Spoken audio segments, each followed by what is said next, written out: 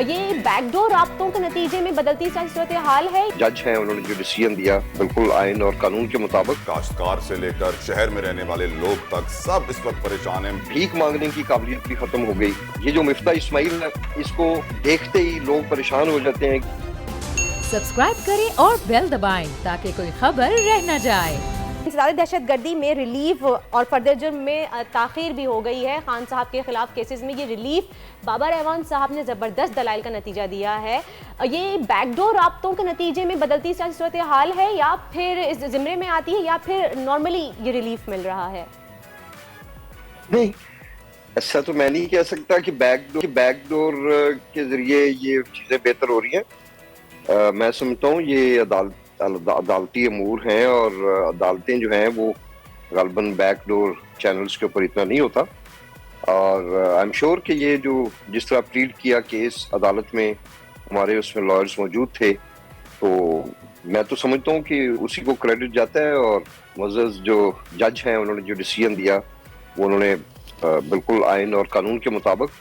تو یہ کہنا کہ یہ بیک ڈور ڈپلومیسی کے ذریعے ہو رہا ہے, وہ تو مطلب میرے پاس تو کوئی اس کی اطلاع نہیں ہے. مجھے لگتا ہے کہ آج عمران خان صاحب نے بھی احتجاج کے خلاف جو ہے مہنگائی کے خلاف احتجاجی کال دی ہوئی ہے, اور پوری ملک ہم جانتے ہیں پریشان ہے. کاشتکار سے لے کر شہر میں رہنے والے لوگ تک سب اس وقت پریشان ہیں مہنگائی کی وجہ سے.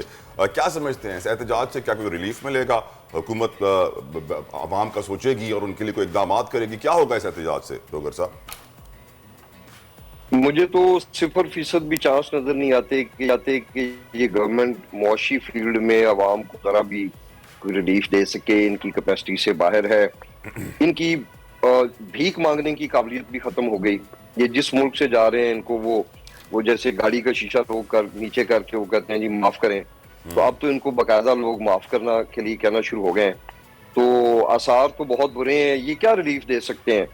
پوری دنیا میں جس وقت آئل جو ہے وہ 100 سے اوپر تھا ڈالرز میں, تو اس وقت کی پرائس کیا تھی جو ہم دے رہے تھے, اور آج جب کہ میرے خیال ہے 90 کے قریب آ گیا بیرل, $90 پر بیرل.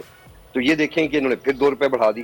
یہ جو مفتاح اسماعیل ہے, اس کو دیکھتے ہی لوگ پریشان ہو جاتے ہیں کہ اب ہم نے اگلی چیز کیا بیچنی ہے. جب یہ آئل کی قیمت ڈیسائیڈ کرتے ہیں, ہر صبح اٹھتے ہیں تو بدقسمتی سے جو پہلا آپ کو نیوز ملتی ہے, اگر آپ کوئی ٹی وی چینل آن کریں تو پتہ لگتا ہے کہ ڈالر کتنا اوپر چلا گیا ہے. یہ کیا کر سکتے ہیں؟ یہ تو ایک ہی کام ان کو کرنا چاہیے کہ یہ آرام سے اور آسانی سے یہ خدا حافظ کہیں اور بیٹھیں, بات کریں اور ایک فریش الیکشنز کی طرف جائیں, جو اس وقت میں سمجھتا ہوں ملک کی سلامتی کے لیے اور ملک کو آگے لے کے جانے کے لیے دس از دی اونلی اسٹیپ. اس کے علاوہ اور کوئی ایکشن نہیں کرنے کی ضرورت, اس کا کوئی فائدہ نہیں ہوگا. ان سے مطلب مایوس ہیں ہم.